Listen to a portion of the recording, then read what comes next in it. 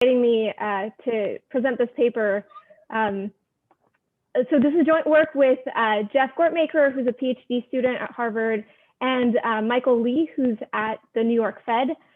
Since Michael's at the Fed, the standard disclaimer applies that this reflects the views of the authors and not necessarily those of the Federal Reserve System.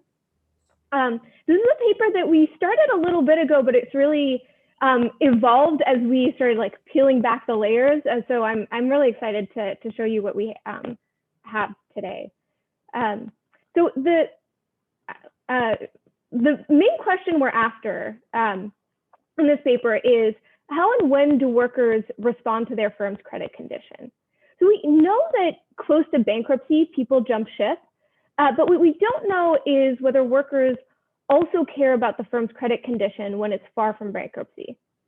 And so in this paper, we're going to look at connection activity on LinkedIn and how that changes following negative credit events.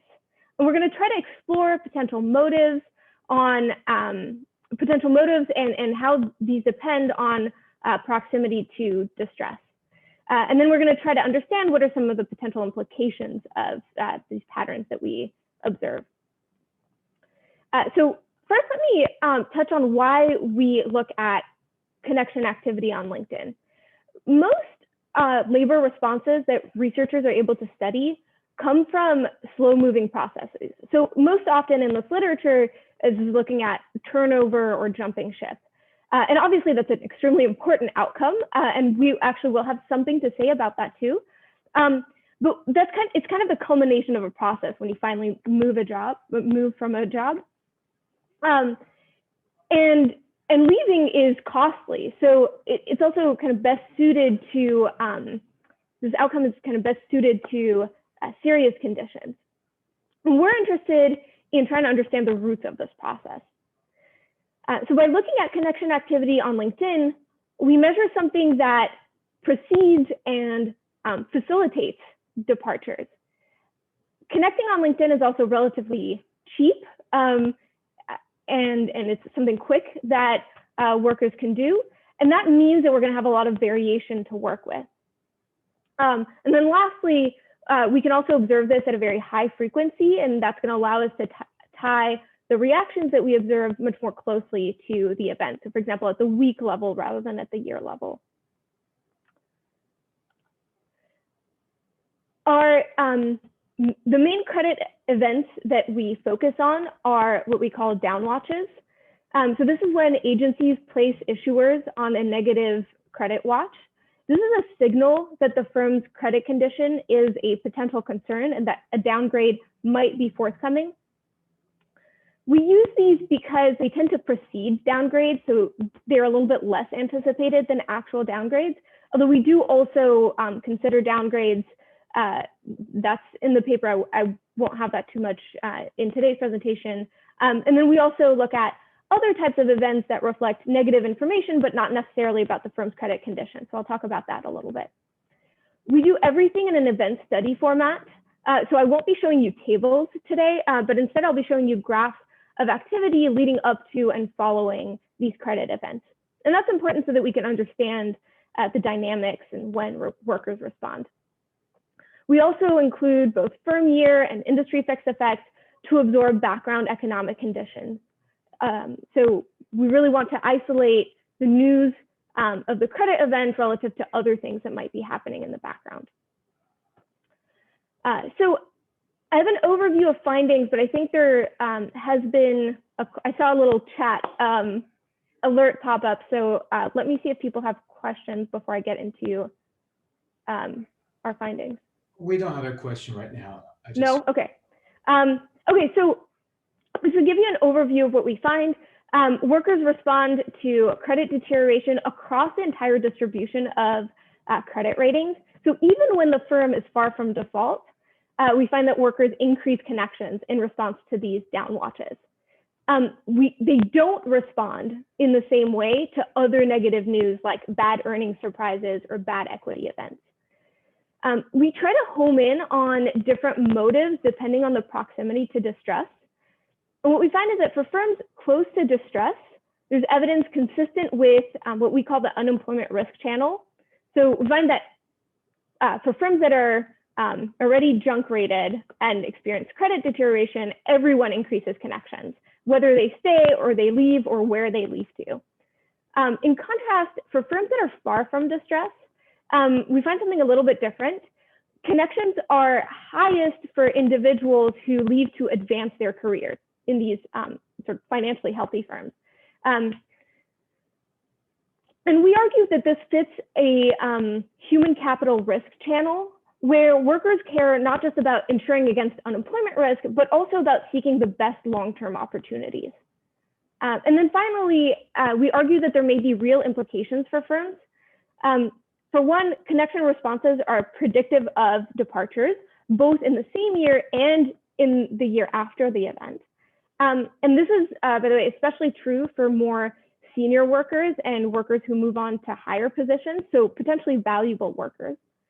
And then we also show that firms with stronger reactions have larger drops in profitability, but I want to be upfront here that we can't say that this is causal. It opens up sort of interesting avenues of inquiry for further research. Okay, so if there aren't any questions, I'll just say a word about the literature. Obviously, we're building on some great existing work in the space, and I'm sure I haven't cited everything on this slide. But I just want to emphasize a little bit how our work is different from what we already know. So one big difference is this, we show that labor responds to negative financial news, even if the firm is far from default. We also are able to show that responses start immediately and they are kind of sustained then for about a quarter following the news. While other negative market events, like I mentioned, bad earnings surprises, bad earnings surprises or bad equity events don't trigger similar reactions. And our focus on networking is also a little bit novel. So again, we think that networking is interesting as kind of a precursor to other activity. And we do find that this kind of precautionary activity is associated with concurrent and future costs for firms. Was there a question? Yes, there is one question, Jessica. Is that like, the question is basically about reverse causality. Is that like maybe the increased turnover or human capital loss triggers credit events? Is it possible? So we definitely think that it's possible that there is a feedback where workers, respond to this news of credit deterioration by starting to look for outside opportunities, and in turn, losing your valuable human capital causes worse outcomes. I will come back to that. But we feel pretty comfortable saying that there is an initial direction from credit event news to workers looking for outside options, and trust me that I will get into a lot of detail on that. Okay. One more question. Okay. So the question is, I was wondering what kind of additional information is provided by the downgrade that employees are already not aware of by being in the firm? Yeah, it's a great question. Actually, there's one test that we've added kind of recently that I think is kind of neat, where we look at what the down watch is triggered by. Is this like really new information, or is this something that the workers could have anticipated? And we do find that responses are greater for like relatively more surprising news. But there does seem to be a reaction even when this down watch is a response to kind of a slow moving, like sales have been slowly deteriorating. And so that suggests that there's at least some workers in the firm who are learning from the credit rating agencies, or there's some sort of like confirmation that's happening from the credit rating agencies issuing their guidance. But again, we'll come back to that. Thank you. Yeah, we can move. I just saw that there's one other question on positive news, so let me answer that, and I'll then move on. We don't find similar responses for positive news. Okay. All right. So in terms of our empirical approach, again, our main source of data is data from LinkedIn. We get this data directly from LinkedIn. We're not scraping it. This is a partnership that we have with them. And that means that we don't have any individual names, but we do have unique encrypted identifiers that we can track across the data. So we don't know who any one individual is, but we have a lot of information that we can add to what we see. There are really two main sources of data within this like LinkedIn data umbrella. The first is the connection activity. So we have time-stamped connection pairs where we know who initiates a connection and who receives a connection. And we're going to focus on connections initiated by employees and at a weekly frequency. We also have information on employment histories of individuals that we can match up to this connection activity. So we have employer names and standardized employer IDs, start and end dates, and also some standardized information on occupation and seniority that we'll use in some heterogeneity analysis. For anyone who is not familiar with LinkedIn, I will kind of illustrate what this kind of data comes from. So here is a completely anonymous LinkedIn profile. You can see that we have information. Obviously, we get this information in a much nicer or like usable format, but this shows you what's available. So we have the total number of connections. We know where the person is employed. And again, we have standardized company IDs. We have their job title, and this is what where seniority and occupation type are derived from. And we have the dates of employment. And then on the connection side, we have details on who the individual is connecting to, and we know who initiated the connection. So we're going to focus specifically on connections initiated by employees at the firm that is that experiences a credit event, because we want to know what's coming from the inside. And then we have the timestamp on when these connections are made, which is kind of crucial for timing. Were there some questions? Yes, we have basically 3 questions right now. The first question is, can you please go over more in detail how you contribute relative to Bagay et al. 2020 paper? Yeah, I mean, that's a great paper. Their focus is really on departures leading up to bankruptcy. So they ask the question, do talented workers leave prior to the firm going bankrupt? Like I said, in our setting, we're looking not just at are you going to go bankrupt, but really across the distribution of firms, including financially healthy firms. Do individuals respond to news of credit deterioration? This is, I think, a focus that has not been in the literature so far, but we think it's important to understand, potential costs of debt financing, even if it's not that kind of immediate threat of bankruptcy. And we also, of course, we're looking at connection activity, not where they're really looking at whether talented workers jump ship. I hope that. Okay. So can you elaborate more on how you disentangle this human capital risk channel from the unemployment risk channel? Yeah, so we're really using these two channels as just to kind of distinguish between what happens when individuals are at firms that where there's a legitimate potential threat of bankruptcy, right? Where, I mean, we know that bankruptcy imposes costs on workers. And so this is, already kind of established in the literature that as, if you're afraid that your firm is going to get liquidated or reorganized, you might want to sort of insure yourself against losing your job through that process.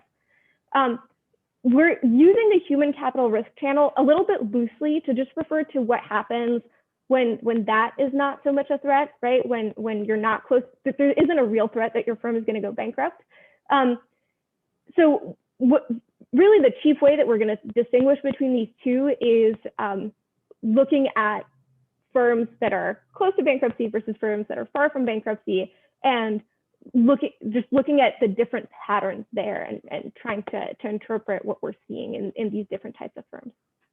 I see, thanks. Another question is, can you identify headhunters on LinkedIn? Yeah, so we have categories like HR.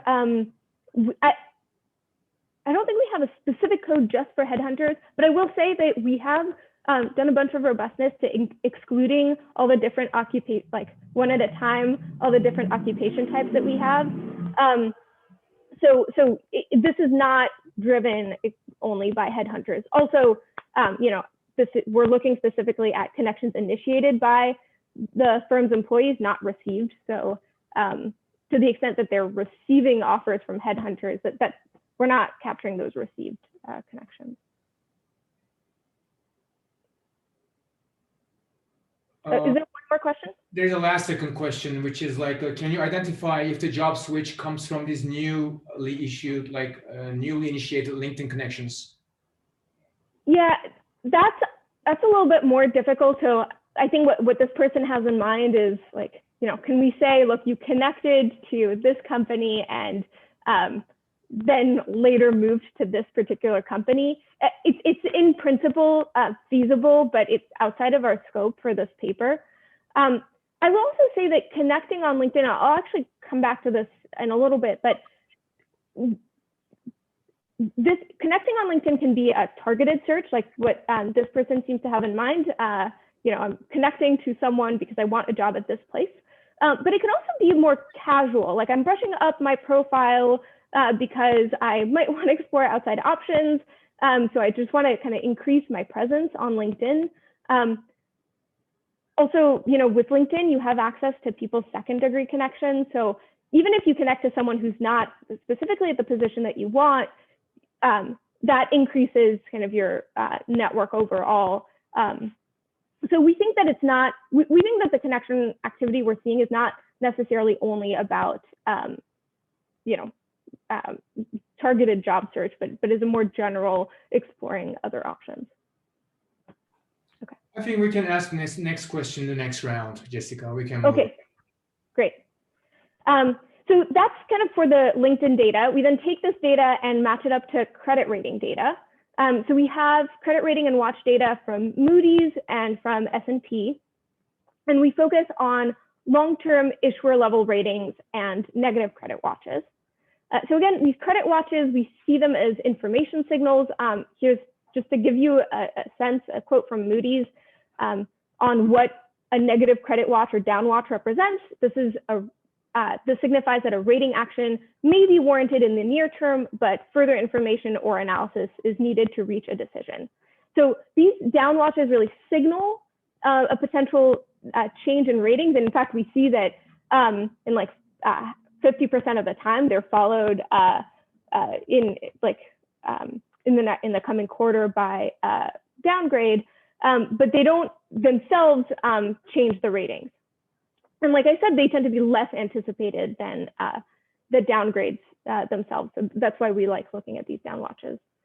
So we match our LinkedIn, we match this data with our LinkedIn data for a panel of publicly traded firms. And the period that we look at is 2008 to 2017. So we end up with close to 900 down watches and about 1,300, 1,400 unexpected downgrades. I won't go into those as much in today's presentation. Just to give you a few summary statistics to fix ideas, LinkedIn is widespread. So for those of you, I know in academia, LinkedIn is a little bit less used. It is very widely used in industry.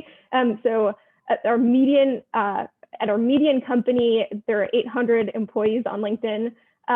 The average is 2,800. So this is really widespread. The initiated connection rate is the number of connections initiated in a given week divided by the number of employees with a LinkedIn profile at that time. So the average rate, obviously, there's a lot of variation, but the average rate is a connection every other week or every 3 weeks. Obviously, with some people connecting a lot more and some people a lot less. And then the departure rate, so that is measured annually. We have kind of like years that employees are working at different companies, is around 13 to 14%. And like I said, we have about 900 downwatch events. Downgrades total is 2,200. If we look at downgrades that aren't preceded by other events, that number falls a little bit. And then we are also going to look at other events that are kind of negative news about the firm, but not necessarily affecting credit ratings or the credit condition. And we have a little bit more of those events. And then the last slide in this section, in terms of the empirical approach, like I said, we're going to use kind of an event study framework. So we're going to examine weekly connection rates leading up to and then following the credit event that we're looking at. We include industry by week and firm by year fixed effects to absorb background economic conditions. And then we use 12 weeks as our baseline, but we do verify robustness to different windows. Any more connections before I move on to our results?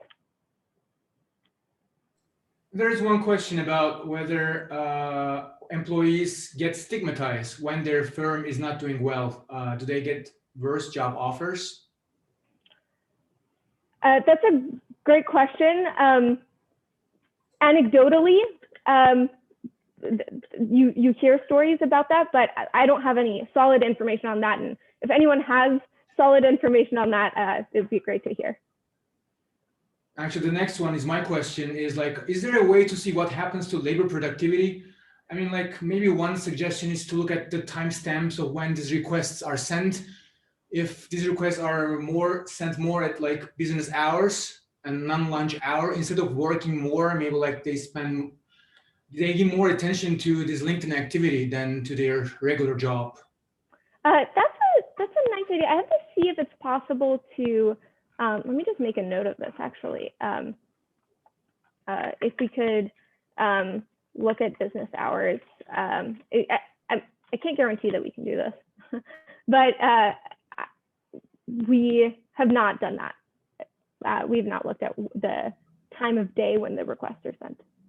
Actually, the other thing is we have the timestamp captures when the connection is realized, which means when the connection is accepted.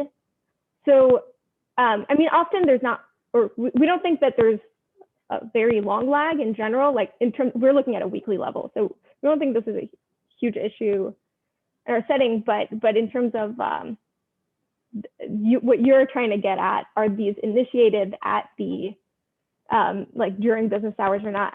That might be an issue. I'll have to think about this some more. Thank you. Yeah, we can move. All right, so let's dive into what we find. So here's our sort of first result. What I'm showing you here is the cumulative change in connection activity or in the connection rate relative to the week before the downwatch. So think of this kind of like a market event study, but instead of cumulative abnormal returns, we're looking at cumulative abnormal connections. And so on the x-axis, we've got the 12 weeks prior to the credit event to the downwatch, and then 12 weeks post. And on the y-axis, we have the coefficient, magnitude accumulated out from this week prior to the downwatch. So what we see here is that in the quarter leading up to the downwatch, it's pretty close to zero. It's not exactly zero, but it's pretty close to zero. And then you really see like a discount, a pop-up happening immediately following the downwatch news. And this is kind of sustained actually through the quarter following the downwatch. In terms of magnitudes, this is not, it's not a landslide, but it is definitely detectable. We see an increase in the weekly connection rate of about 3%. And just to give you a different sense of what that means, this is like moving from the 50th percentile to the 60th or 65th percentile of the distribution in terms of connection activity. So that's the overall effect. But like I said, we also want to know what this looks like by ex-ante credit rating or by the firm's proximity to default. So we split firms ex-ante into three groups: highly rated firms, rated A or better. That's about 17% of the firms. Investment grade, remaining investment grade firms, BB- to A-, those represent about 38% of firms, and then below investment grade firms, which represent the remaining 45% of firms. And what's really interesting here is that we see that connection making increases across the board. Now, the discontinuity, so that our yellow line here is the below investment grade. The discontinuity is a bit sharper for these, but you really see a response across the board, across all firms.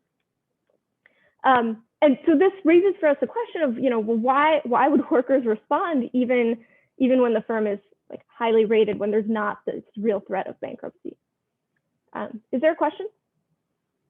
Yes, we have two questions, Jessica. The first one is, can the HR of the downgraded company see employees' LinkedIn activity in real time? I don't know the answer to that. Okay. The second one is about the external validity. I mean, how well does the LinkedIn sample represent the general corporate population? Maybe like it's more biased towards individuals who are more likely to move around. Yeah, so we think that actually there's work by Ashwini Agrawal at LBS and Prasanna Tambe, who they've also looked at LinkedIn data, and they have some great statistics on the representativeness of the sample that I should make sure to cite to and link to. So what we think is, look, the LinkedIn data is going to skew more white collar. At this point, we think that a lot of people are on LinkedIn. You might have created, a lot of people create LinkedIn profiles like when they're, in college or graduating college as they start looking for their first jobs. And so and I know this because we've looked at when do people start registering for LinkedIn profiles. There's more of a margin to exploit there in the very early years of our sample, but pretty quickly it starts to become like a lot of people are on LinkedIn, and then the real margin is on, are they connecting or not? So I'm trying to remember, the question was, do we think that LinkedIn is more biased towards individuals who are more likely to move around? That is possible, but I would say that these are still like real people who are leaving, Yeah. Okay, so the next question is LinkedIn data up to date? I mean, if the person is already fired but doesn't update his LinkedIn, then makes connections, would you attribute to the firm even if he's not anymore there? Yeah, so our information on where the individual is employed does come from, the employment profiles that people have up. So if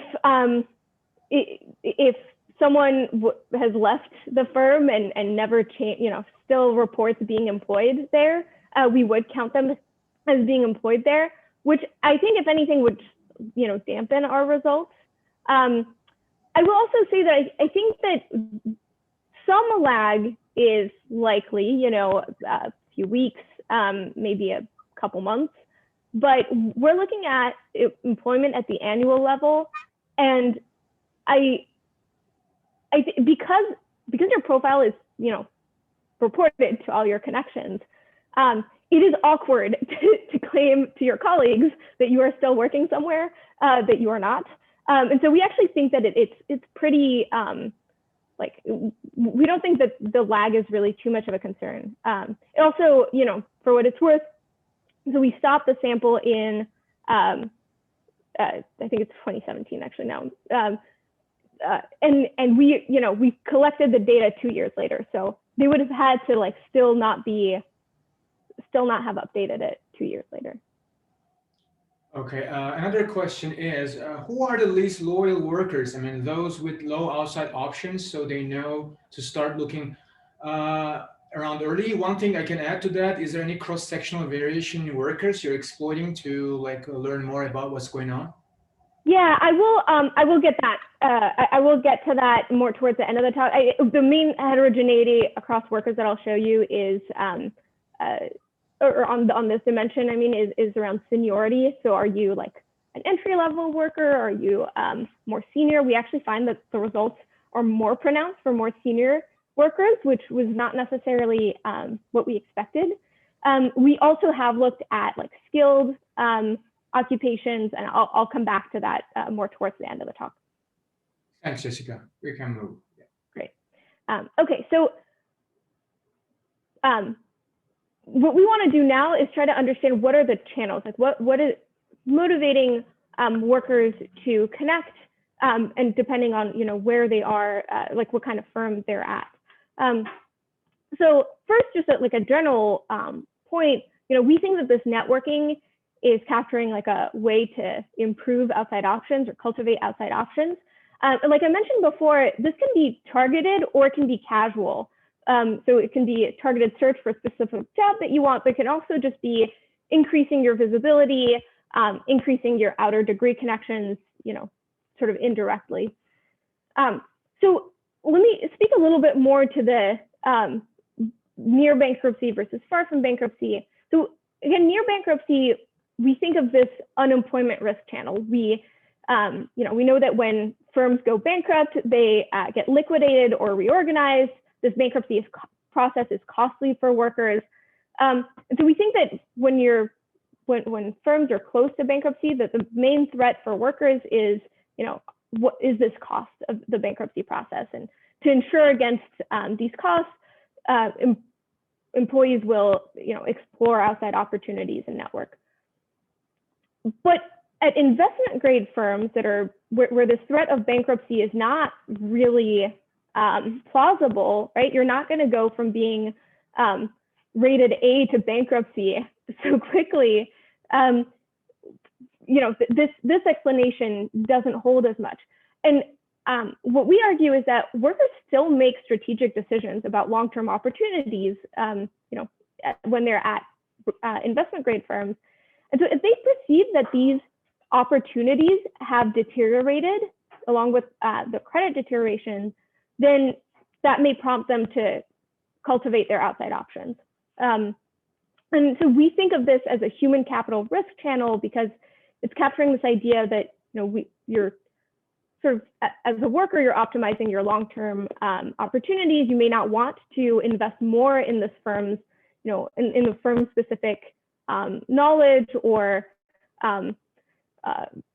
organization if you perceive that the opportunities have sort of relatively declined. For example, like the firm is going to undertake less exciting projects, maybe if its credit has deteriorated. And so to understand this, we're going to look at the relationship between connecting and leaving. So from the LinkedIn profiles, we're going to create annual employment panels, classify as leaving those who are not employed at the firm in any capacity in the next calendar year, and then compare the connection response of those who are leaving and those who are staying to understand better what is going on. Was there another question? Or two? I have two right now. Is there a relationship between layoffs and negative credit watches or surprise downgrades? Yeah, I will show you that actually both, actually this is on the next slide. Let me just go to the next slide. So this is, again, similar structure to our previous graphs, but here I'm distinguishing between employees who are leaving in red and employees who are still around the following year in black. So even employees who are still around next year are connecting. So that tells us that it can't just be about layoffs because, if you were laid off, you would not still be at the firm. Okay, another one is, do non-competes affect the LinkedIn activity, states with high versus low enforcement? So some of you may know, I actually have work on non-competes too. So this is, definitely something that I'm open to, but I'm not sure, maybe this person will follow up on like what they have in mind that will, like why they're interested in non-competes here. So let me hold off. Maybe this person will like, I don't have results to show you today on Okay. how non-competes moderate this. Yeah. Okay. So another question is about whether these results can be explained as a consequence of the cost control activities or perks reduction within firms anticipating financial bottlenecks. Yeah, so I mean, I think that this actually gets to what I was saying in the previous slide, which is if you perceive worse future opportunities, and I think that can, we are admittedly not taking a strong stance on what that is, but in my mind, it is the firm's credit condition has deteriorated. They're maybe going to undertake less exciting, maybe risky projects that would have been an opportunity for advancement. So I think that is a plausible channel. We don't have direct data on perks or it's hard to measure exactly what the firms are doing here, but we do think that it's something about, feel like the opportunities at the firm or the value of being at this firm has declined. And so that leads me to want to explore my outside options. Okay, we can move. Thank you, Jessica. Yeah, I think I also saw, I think I also saw a question about voluntary versus forced exits that I did want to say something about. Actually, so we can't directly measure voluntary departures from involuntary departures, but one thing that's cool that we can do with the LinkedIn data is look at whether if you leave, is your next position at a position of higher seniority relative to the one you left, or lower seniority. So the idea is, if you're leaving voluntarily, you're more likely to be moving up the ladder. And if you're moving involuntarily, you're maybe more likely to be moving down the ladder. And so I will see if I can get to those results, but we do look at this, and the short answer is this is not limited to people who are moving down the ladder, the people who we think are involuntarily off. Okay, so let me speak to this slide a little bit more. So again, here we're looking at the connection response among those who are those employees who are leaving versus those employees who are staying, and we do see that there's higher connection activity for individuals who are leaving. So there is a connection between there's a relation between connections and leaving, but we also see this activity among those who stay, which we find really interesting. It's kind of picking up the dogs that don't bark, quote unquote. So even those who remain initially have a reaction. And so the natural question is, well, what does that mean for, does this capture anything, any potential fragility for the future? And so what we do next is we actually split out those staying. So on this staying line, we split it out into those that are still around 2 years later versus those that leave in the following calendar year. So we now have, you're leaving now, you're leaving next year, or you're staying through after 2 years. And what we find is that there is this kind of steady monotonic relationship with how much you're thinking about leaving. If you connect more, if you're thinking about leaving sooner.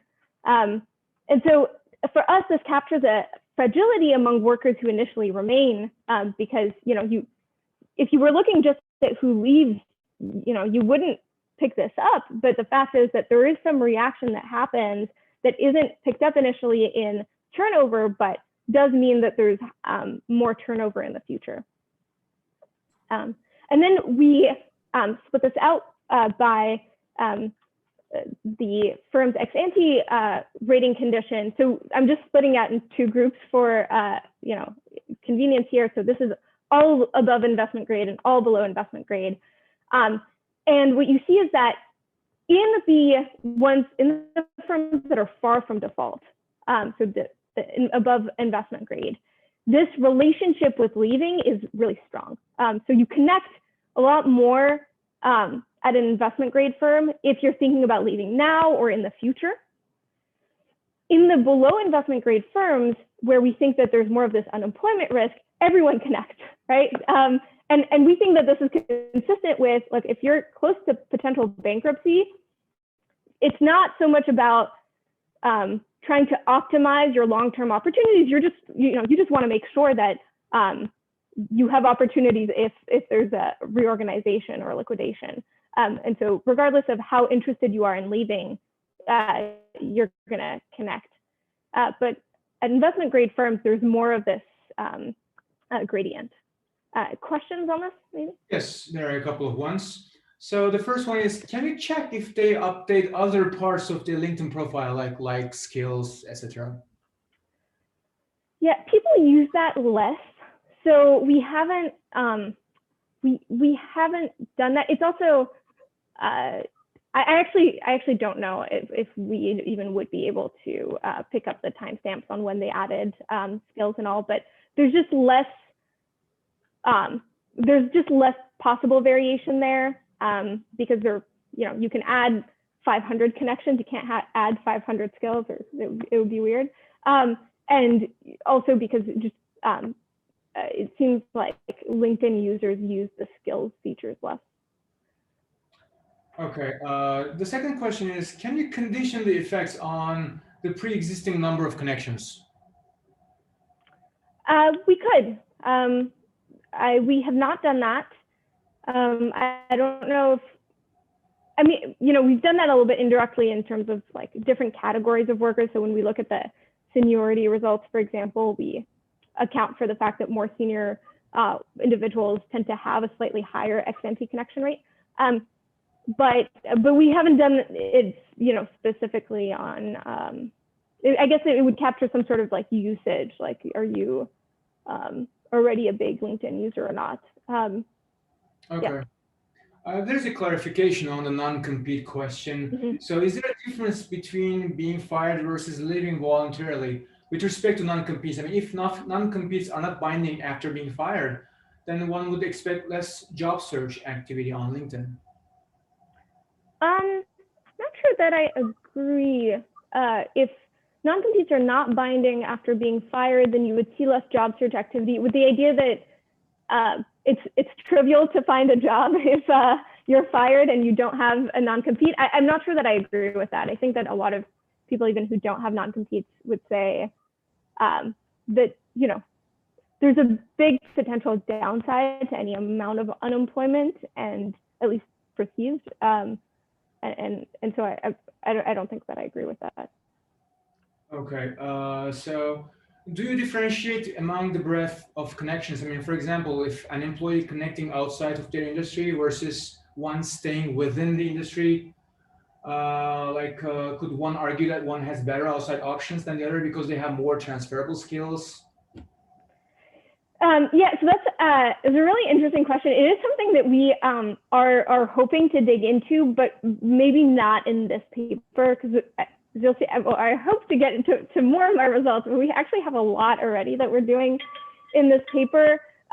So this dimension of, are you connecting within industry or outside of industry, I think is something that we're gonna kind of like just set aside, explore after we're done here. But it's something that we've thought about in the context of, are you experiencing an industry-specific shock versus an industry-wide shock, versus an idiosyncratic, like firm-specific shock. So it's something that we're interested in, but we don't have in this paper. And then the transferability of skills, we tried to look into that, but there really wasn't a good enough, or something that we felt comfortable enough with that we felt we could use. Okay, another question is about like which type of employees is more likely to increase the connection activity, basically. Like better performing ones are likely to have better outside opportunities, that's right, but like they're also more valuable to their firm. So the firm is likely to give them a stronger incentive to stay. I mean, so their human capital could improve by staying. Yeah, I agree. I think that ex ante, it's not clear which effect wins out. Empirically, what we find is that more senior employees respond more, so they connect more. They're also their connections are more tied to leaving, and we also find not quite as strongly, but a little bit the same effect with skilled. And then lastly, the fact that we see, so I'll actually go to this very quickly. So this is, I mentioned before that we're able to split up whether individuals move to positions of higher seniority, so whether they're advancing in their careers or whether they're leaving to positions of lower seniority, so which we think are maybe more likely to be involuntary departures. And especially among the investment grade, you see that this promoted line, this yellow line, is really strong. And for me, that says these are valuable people. I mean, they're able to find good positions elsewhere. Obviously, we don't know all of the details, but at the first order, you think like these are actually the valuable, these are probably valuable people since they're able to move on to better positions, higher seniority positions. Oops, I realized I moved back to the wrong slide. I'm sorry. There was a break in my links. Okay, so I was here. I wanted to touch briefly on what do we think is the information that is contained in these credit events. So one question that you might have is, well, does this just happen in response to any negative news? And another question that we actually already talked about briefly is, could workers anticipate the news from the credit rating agencies? So let me start with, do we find a similar response to other negative news? We look at two types of other negative events. One is missed earnings. So we classify missed earnings event as a consensus error that's in the bottom decile for the year. And then we also look at equity analyst recommendations that decrease, what we call down recs. What's relevant here is that these are two other types of events that have similar magnitude reactions if you look at market reactions. So stock prices decline about the same amount to down watches as to missed earnings and equity down recs. So shareholders at least perceive these events to be kind of similar. So the question is, do workers perceive these events as being similar? And the answer is no. When we look at missed earnings, I mean, you can see that this is a pretty flat line. And what's nice about this too is, this shows that this is kind of a benchmark, right, for what might happen in response to other events. So it's not that you would see the same kind of increase in connection activity regardless of what event happens. The line is pretty flat, both leading up to missed earnings and following missed earnings. And then we look at equity down recs, and if anything, we get an even more tightly estimated null reaction. So for us to suggest that there are different concerns for labor relative to shareholders. The second thing that I wanted to talk about that I already addressed in speaking, but I wanted to show you those results is we categorize the downwatch news as either this was like a slow moving event, like steadily declining sales that the agency finally said, okay, we need to change our guidance for you, or fast news, which is this in red, where something happened a little bit more suddenly that maybe combined with the firm's pre-existing condition caused the agency to update kind of quickly. And so you see that there is more of a response when the down watches happen quickly, these fast news events, but you see actually a response to both. Okay, so I wanted to move to implications for firms, but before I do that, were there any other questions? There's a last second question. Are missed earnings really news to employees as much as they are to the markets? Could the difference be because ex-ante information asymmetry is more intense for credit downgrades? How do you explain this? Yeah, well, I would say that if that was the case, then you would really see more of a reaction. So this is weeks, remember? So we're not seeing that in the 12 weeks leading up to the missed earnings, that there is much anticipated connection activity. So I think that that kind of goes against this idea that it's really just that missed earnings, unless missed earnings are anticipated like even, like a year before, which is possible, but yeah, I think that this flat line here makes that less likely. Okay. Can you control for prior exits from the firm before announcements? I'm not sure I understand the question. Can you control for prior exits before announcement exits from the firm?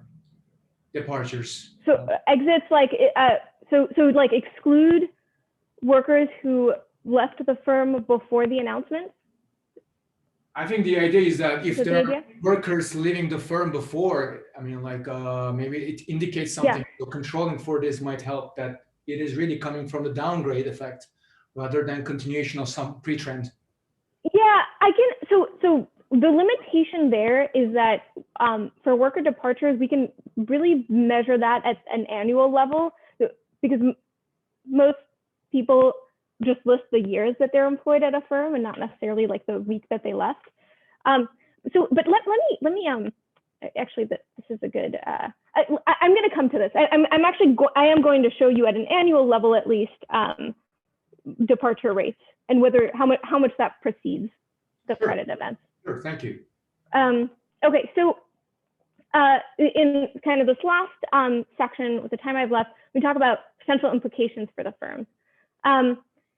So on turnover, which is the question here, so far we've shown that connection making is highest for employees who leave, so there's clearly a link between the two.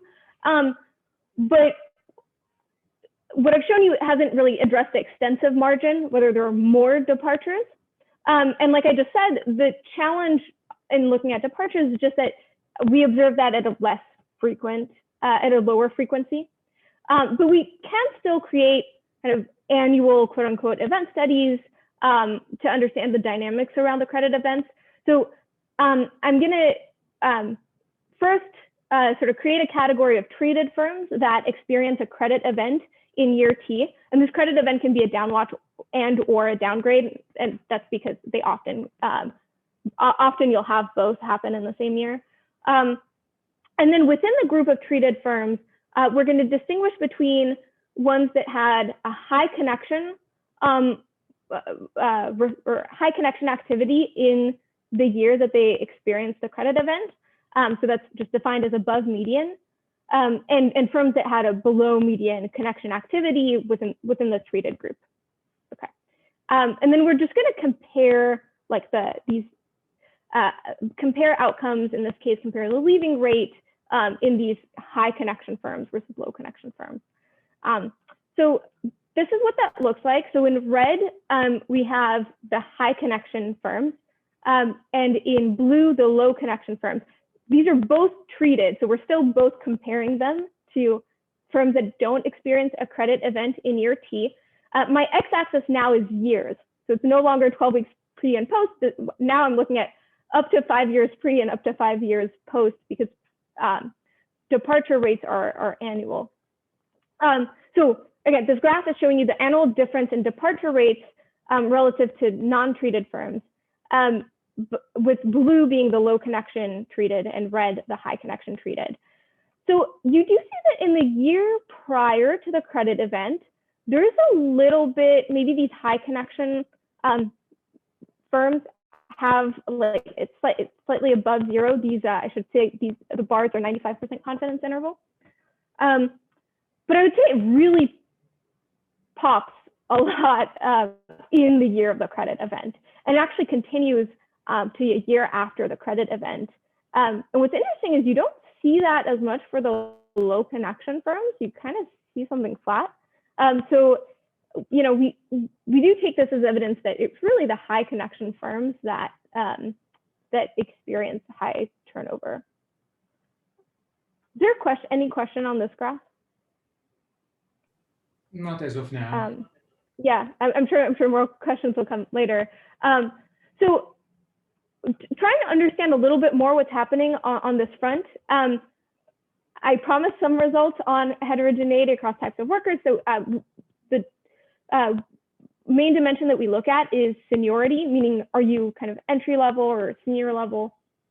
And ex ante, I have to say, we didn't have a very strong prior as to what we would find. we thought that there were two different forces that would affect our results, and we weren't sure which one would win out. So on the one hand, you would think that more senior employees have better knowledge of the firm's true condition. And if that's the case, then they should respond less to the external news coming from the rating agency.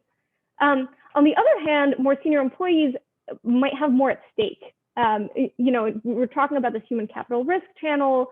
Are they is it worth investing more into this firm's specific knowledge, or should I be looking for opportunities elsewhere? That might be more pronounced for senior individuals, and they also might be more attuned to news on credit deterioration. So we split workers into three categories. Entry level are about 28% of the average firm, and then we have senior and manager level, which are about 55%. And directors, VPs, executives, which are about 18%. To start with, I'm just going to split between the entry level, the junior, and the senior level, and then I'll split further. So in red, you've got the senior. In blue, in black, you've got the junior, and we find that both juniors and seniors increase their connection activity in response to downwatches, but senior employees more so than their junior colleagues. And so what that suggests is that what we were saying here, that this this bottom channel, the senior employees have more at stake, maybe a better understanding of the news. It seems to be the more dominant force. I think I saw a question. Yes, the question is about whether we can link the exit rates to corporate culture. Firms with good cultures may have loyal employees working to overcome negative circumstances. It's more about whether there's any such relationship between corporate culture. Yeah, I think that's a really interesting question that I would love to see someone else tackle. I mean, I think that's a really interesting, but also complicated question in terms of how you measure corporate culture. And so I would love to see someone build on this and try to understand whether corporate culture kind of predisposes you to have more employees leave or not. Yeah, the second part of the question that I didn't read is whether those firms recover more quickly from negative credit news, basically by having such workers. Yeah, I think that's a really interesting open question that we are not able to say much about, but that we would certainly be interested in knowing the answer to. Thank you. Okay. And so we do look a little bit further into splitting the seniority further into, so splitting the senior group further into the really senior versus just a little bit senior. And it does seem like it's a monotonic association with seniority. Like I said, we also have looked at skilled occupations, and we find that skilled occupations respond a little bit more. The results aren't quite as strong as with seniority. The point I want to make with these results is that this underlines a potential cost to firms. If you have valuable employees that are distracted or that are sort of thinking about hedging their bets. And there's also implications for organizational capital if you're losing senior workers. So these are sort of not conclusive for sure, but just thoughts on what are the potential implications for firm. It seems like this could really potentially have some cost to firms. Okay, and then the last result that I really wanted to show here, and then I'll take some more questions. But we also look at profitability. We can't say anything causal here, but we do something that's similar to what we did with turnover, or with departure rates, where again, we're looking at years here on the x-axis. So 5 years pre-credit event, 5 years post. On the y-axis, we're looking at the difference in profitability relative to non-treated firms that don't experience a credit event. And then we have these two groups. We have firms that experience high connection response in the year that they have the credit event, and in blue, the firms that experience a lower connection response. So look, unsurprisingly, the year before a credit event, you start seeing a slightly lower profitability, and in both, regardless of connection response, the year that you experience a credit event, you have lower profitability. So that's not, too surprising. But what is interesting is that it's this high connection, the high connection firms have a larger drop in profitability. And it's not just in the year of the credit event or in the year of the connections, it extends to the year afterwards. So like I said, I'm not making a causal statement here, because it very well could be that in part you have higher connection response when it looks like the firm is going to do even worse. But we just think that this is an interesting pattern that suggests that there could be some linkages between the labor effects and the financial effects. So let me take some questions here, maybe. Sure. So the first one is, you said seniors are more likely to have you said seniors are more likely to have more pre-existing connections. If the number of existing connections is a precondition to add new people on LinkedIn, do you think this could be a mechanical relationship? So two things. I don't think that existing connections is a precondition to adding new people on LinkedIn.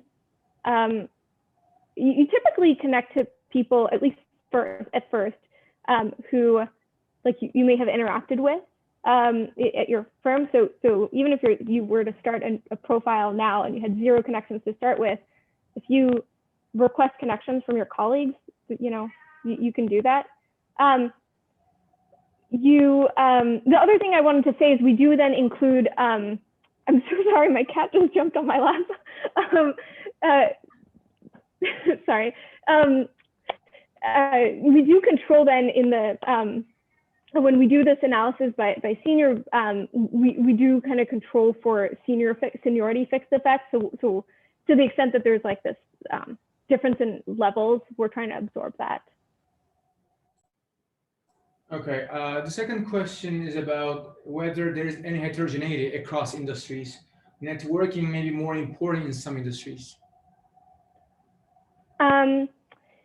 Yes, that is not that's not something that we've really explored much. Like I said, we sort of have this idea. We kind of want to look separately at connections within and outside industry and all of that.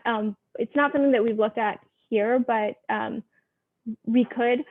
Again, we do include industry, actually industry by week fixed effects. So I'm not concerned about that in the sense of this is only being driven by some high connection industries, but I think it might be interesting to look at, and I'll keep that in mind. Okay, we can move. Thanks, Jessica. Okay, cool. All right, so we've gotten through my main set of results. But we do a bunch of more stuff. So I think I have 10 minutes left. I think I've already shown the departure trajectory results. So, I mean, these are some of the results that I find really interesting in terms of conditional on leaving, where are people leaving to? And again, so overall, we see a strong connection activity among those who leave to advance their careers to more senior positions. And then when we look at the rating separation, this is especially the case for investment grade firms that are further from bankruptcy. You see that it's really people who are thinking about advancing their careers, moving to either moving laterally or to more senior positions. They have the greatest connection response. So this is partly why we don't think that this is being driven by layoffs, at least at investment grade firms. When you look at below investment grade firms, I mean, there's a little bit of pre-activity here among the people who move to lower seniority positions, which, you know, there could be some activity leading up to the down watches for these firms. And you still see activity across the board, but it's a lot, like, there's less distinction when you're close to bankruptcy. And then I guess I'll open it up to, if anyone has a specific link that they want me to, you know, robustness that they want me to go into, I'm happy to do that. Otherwise, I can also like have this up after the seminar concludes, and if anyone wants to dig into the weeds with me, and I can maybe just conclude for now. So what we do in this paper is we use LinkedIn activity to examine labor responses to firms' credit deterioration. We find that workers respond to firm credit deterioration even when the firm is far from distress. And we argue that beyond unemployment risk that happens when you really have the threat of bankruptcy, workers also weigh human capital risk when the firm is far from bankruptcy. We find that networking activity increases both among leaving and staying workers, but for those who initially remain, there is kind of that fragility that if you connected more, you are more likely to leave in the next year. And another feature of our setting is that we're able to tie the reactions really closely to the credit event. So you see that, you know, connection activity is pretty stable leading up to the down watches, but they increase immediately following the down watches, which I think is a new feature of our study. But we don't find that other events like bad earnings surprises or equity down recs trigger similar responses. And then finally, we kind of open the door for potential feedback between labor and financial factors, both on the turnover side and this correlation between profitability and connection activity.